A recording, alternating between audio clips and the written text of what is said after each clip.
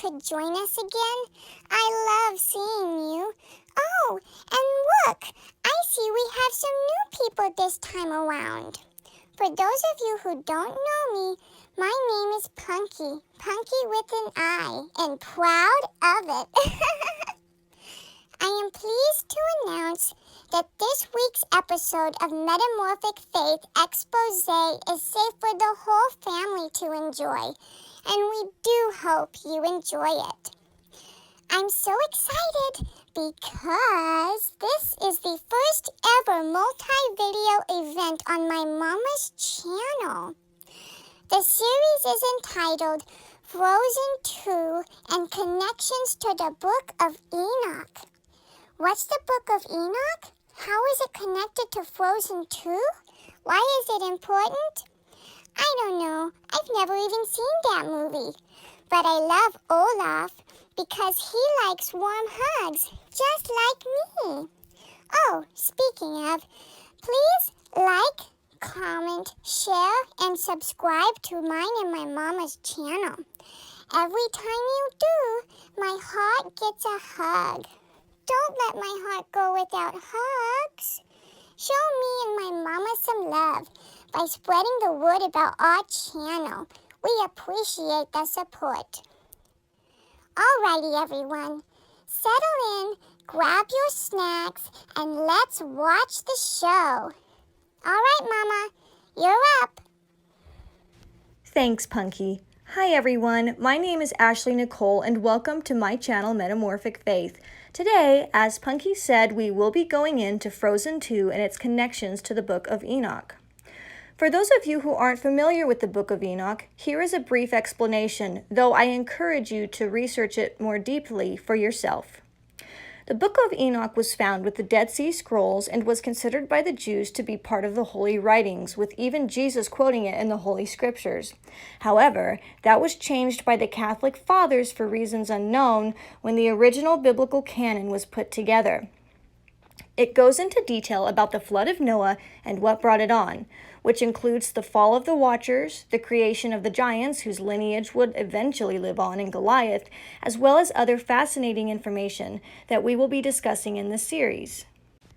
I would like to start out by saying I actually liked the Frozen series very much, and when I discovered that there were going to be spirits of nature in the movie, my outrage was not at the content, but that the world had thought of it first. After all, in the Book of Enoch, it describes ruachs, or spirits, of the wind and weather, and these are not necessarily bad entities. This was what originally captured my attention. The more I saw Frozen 2, the more I began to feel the leading of the Holy Spirit to look at the matter more closely. And the following episode is the result of many hours of prayer, research, and study of the Word of God. I hope you enjoy this and find enlightenment as a result of this video. Because of the detailed nature of this particular subject, I have had to break the topic up into different videos. In this video, we will be discussing the connections of the 5 spirits of the enchanted forest and the 5 Satans. Let's begin with Bruni. He's actually one of my favorites. Bruni, I believe, is connected to Gadrael. Who is Gadrael? Enoch 69, 6-7 describes him as such. The name of the third is Gadrael. He discovered every stroke of death to the children of men. He seduced Chua, or Eve as we know her, and discovered to the children of men the instruments of death, the coat of mail, the shield, and the sword for slaughter. Every instrument of death to the children of men. Now, how is he connected to Bruni? Well, Bruni, for starters, is a fiery serpent. He also has the closest bond to Elsa and acts as her guide to the 5th spirit. He is leading her to a deeper wisdom about herself and is helping her understand that she is more than human. She is like a god. Also note that when we meet Bruni, he is lighting trees on fire. We should pay special attention to this, as the writers made it a point to have you do so when they had the Notholdra leaders say, "We listen to nature. When nature speaks, we listen." We read in Genesis that the angel who tempted Eve, or Chua, lured her to eat the fruit of a forbidden tree and said that it was good for wisdom and would make her like God. That said, Bruni's so cute. How could a sweet, adorable little salamander be connected to a heinous fallen angel? It seems absolutely absurd at first until you pull out the Book of Enoch and start doing some serious study. We know from the book of Genesis that Eve was tempted by a snake. However, when you look at the original Hebrew text, the word snake is not used. Actually, it isn't a snake at all. The original Hebrew word used was nakash. This can be confirmed by many study Bibles in the notes section. The word nakash means fiery serpent. Bruni is the fire spirit, and he is a salamander, which is in the serpent family. In the Book of Enoch, it is revealed that Gadriel is the one who tempted Eve, or Chua, into eating the fruit of the forbidden tree.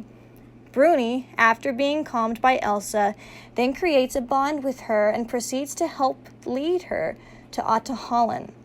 For those of you who are confused about the angel and fiery serpent connection, let's talk about the class of angels called the seraphim.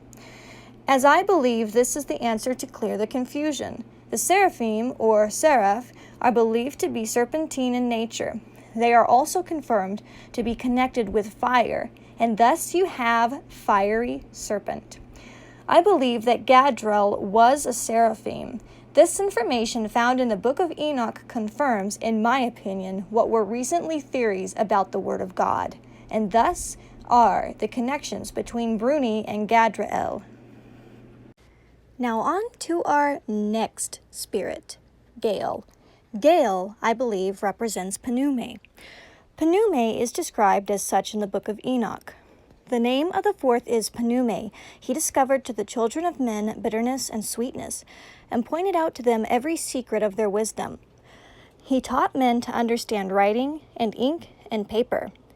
Therefore, numerous have been those who have gone astray from every period of the world, even to this day, for men were not born for this. Thus, with pen and ink to confirm their belief. Enoch 9 through 13.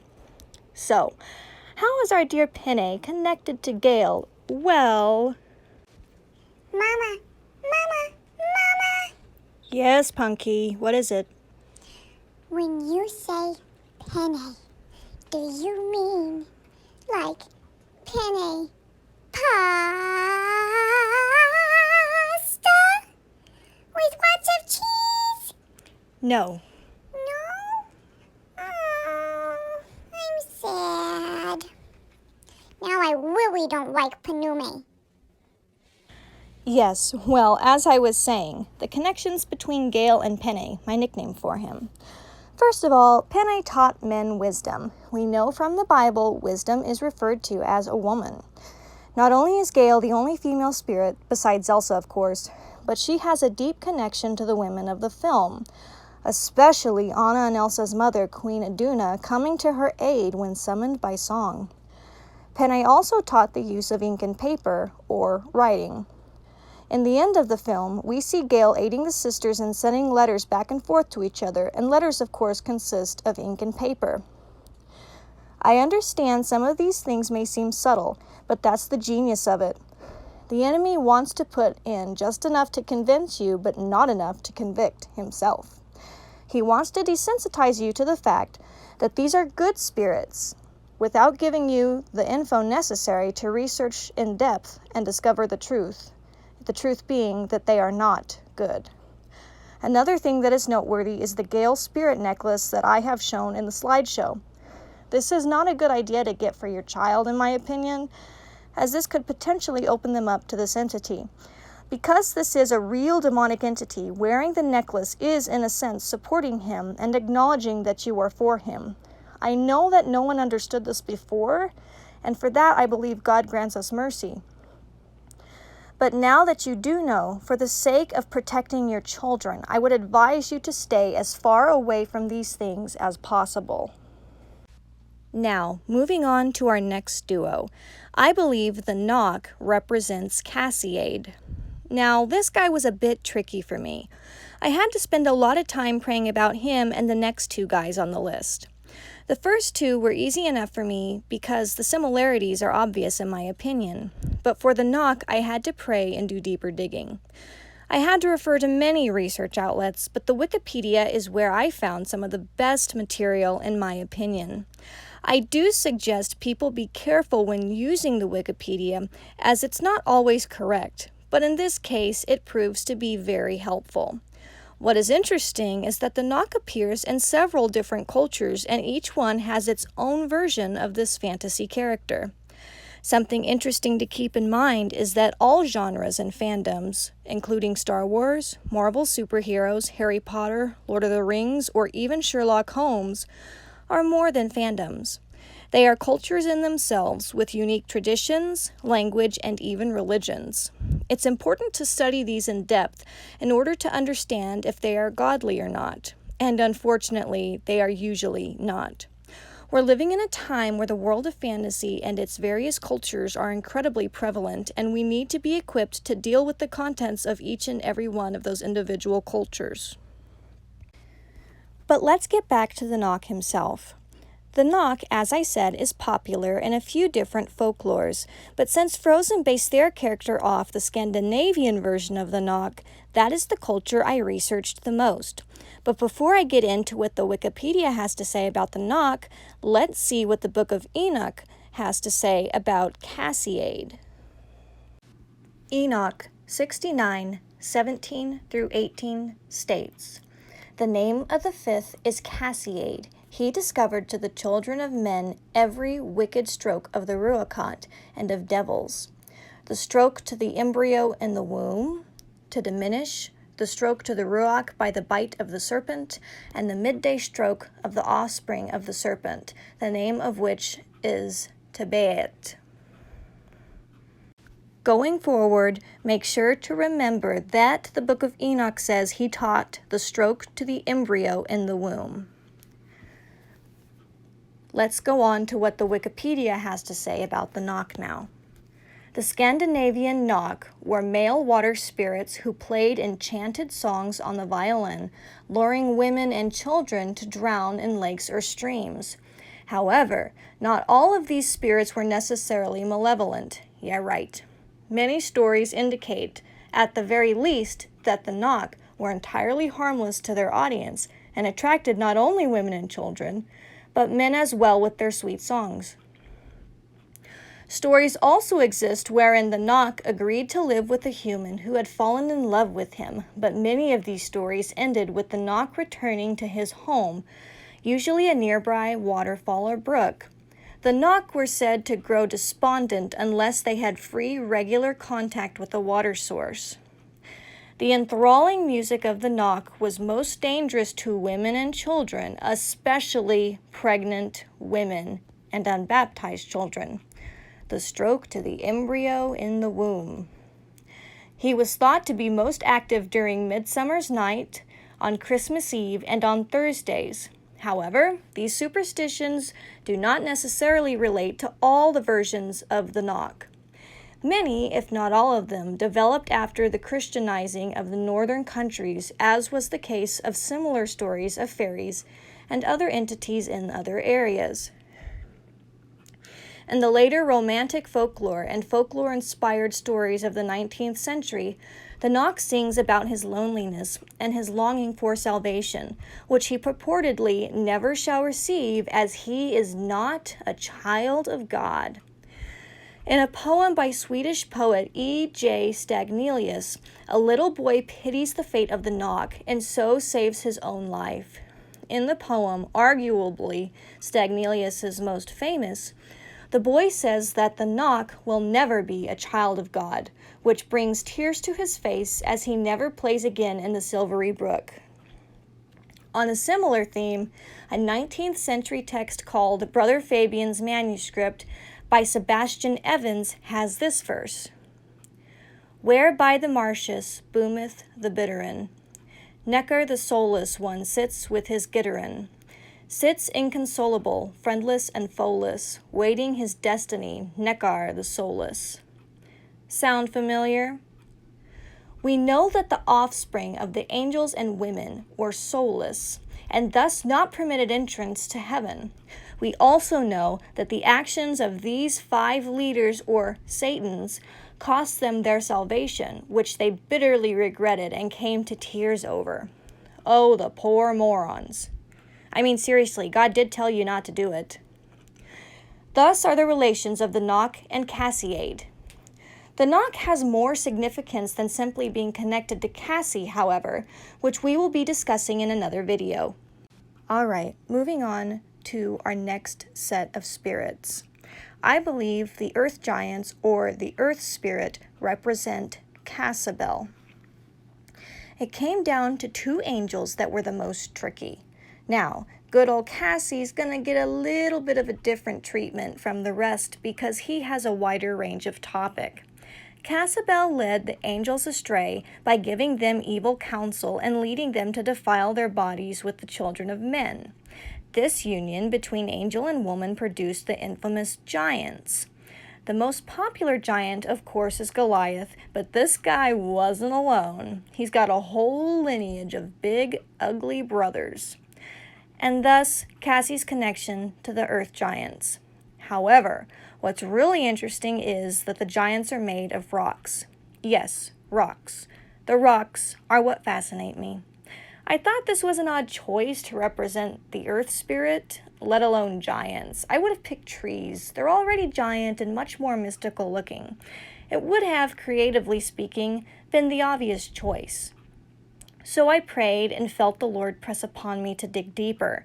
I distinctly remember, in the middle of the night, him reaching down from heaven and saying to me, "Ashley, my daughter, Google it." So I did. And what I found was interesting. Not only are giants that turn to stone in the sunlight popular in many mythologies, but many other films use rock giants in similar ways. First of all, the trolls in Frozen are also made of stone. Secondly, rock giants are also used in The Never-Ending Story, The Hobbit, and most importantly, the infamous Noah movie, to name a few. And this is where I found what I believe is the answer to that nagging question, what's the deal with rocks? In the Noah movie, there is a scene that shows the Watchers falling to the earth where they are covered in rock that melts and forms around them as part of their punishment for teaching the secrets of heaven to the children of men. I felt a little ding go off in the back of my head and went back to the Book of Enoch. Obviously, the Noah movie was completely off. Please do not watch that. But the rock thing had a ring of familiarity. In the original passage, it states that some of the Watchers were punished by being buried in the earth under stones, which is why they probably did what they did in the Noah movie. And this is also, I believe, part of what inspired the other versions of rock giants. Remember, Satan wants enough truth to convince, but not enough to lead you to God's ultimate truth, which is, of course, Satan's undoing. This is why we need to research everything that we entertain ourselves with in depth, even if that which we research may seem insignificant at first. Every piece of the puzzle is important, as without all the pieces, you will get an incomplete picture. And an incomplete picture leads to an incomplete perspective, and that in turn will lead to a false understanding that could be spiritually detrimental. Also, Jesus is the rock of ages and the rock of salvation. When Jesus resurrected, the stone, the bondage placed by the Satans and their schemes, was rolled away, while the stone prison of the Watchers remained. The stone was defeated by our God. Just some food for thought. And last but certainly not least, the stars of our program, the 2 leaders of the spirits, Yekon and Elsa. The Book of Enoch states of Yekon, the name of the first is Yekon, the rebel. It was he who seduced all the sons of the holy angels, and causing them to descend on earth, led astray the offspring of men. Where Elsa is the leader of the 5 spirits of the enchanted forest, Yekon is, as the passage states, the leader of the 5 Satans. However, this is the least of Elsa's issues, as I believe that Elsa is a representation of the Antichrist. But to hear why I think that, you'll have to wait until next week's video.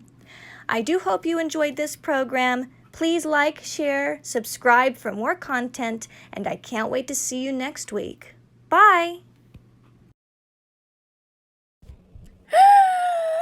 Say what? Oh my goodness, Mom! I can't believe you left me hanging like that! You know how I feel about cliffhangers. Oh well. There's nothing we can do about it, guys. We're gonna have to wait until next week to find out why Elsa's the Antichrist. Such a shame. I love her dresses. Anyway, remember to like, comment, share, and subscribe, because every time you do, my heart gets a hug. Anyway, love you guys, and I will see you next week. God bless.